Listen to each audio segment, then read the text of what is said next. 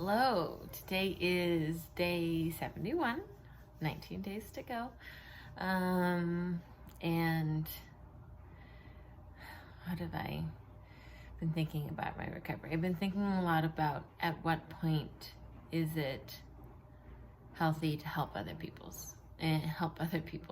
on your journey. And I think it is, always good to remember that, and I was just thinking about it more as I talked to other girls at work who were younger than me and haven't had the disorder as long. There's this coach side of me that wants to give advice or to be kind of in this different situation, and knowing that it will always also be my problem. It's hard to know where is my space to be helpful in. I may not, I get that it's not professional in the sense of I'm not a dietitian, I don't have any clinical training, I'm not a therapist, but also it's hard for me to not use my experiences in some way, or it validates my experiences by having an opportunity to share them with other people, and it feels like less of a waste of time on my own life, and if the purpose can transcend beyond me. And I fight with that a lot, just in a lot of things that I do. I want it to have all of this huge intrinsic value, and it's even advocating for my own recovery isn't enough if it's just for me. And I think it's really uncomfortable for me to just have it be about me, because then I have to be worth it. I have to be worth all of the work and all of the energy in and of myself. Even if it doesn't change somebody else's life, it changed my life, and that's still a huge thing, and that was still valuable and important, and that's hard.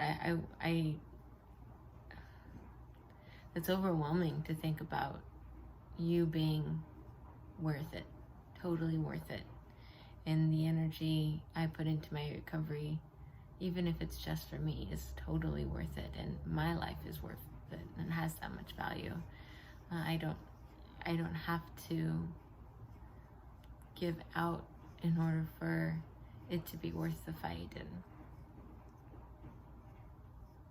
because I don't really know where to put that and place that information, that just fighting for myself is good, and the experiences and the things that I learn, even if I don't share them or they don't go outside of me, as long as they've been helpful for me, then they've been worth it. I think that can be the annoying part, is trying to teach other people when you're still in it too, and not kind of recognizing your own humility and vulnerability in it. This is enough just for my life.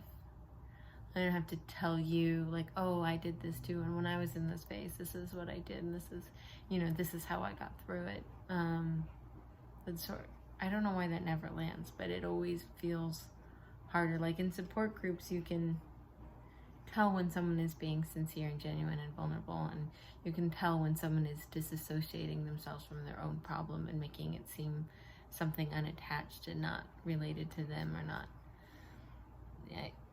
their own identity or their own value. And I think recovery and addiction and coping habits are hard because they're both attached to your identity and who you are, and also don't define who you are.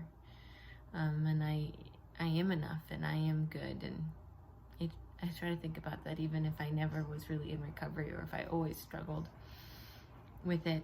Am I still good, and am I still enough?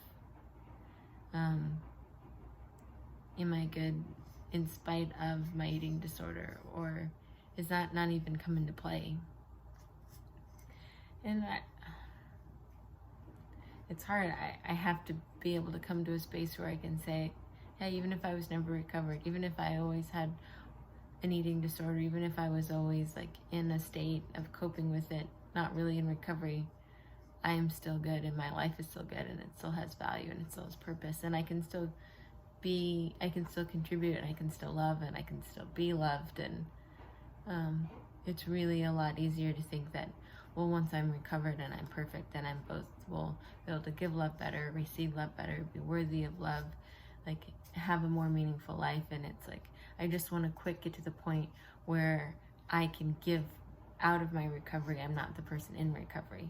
And it's still like 13 years later so uncomfortable to consider myself a person in recovery.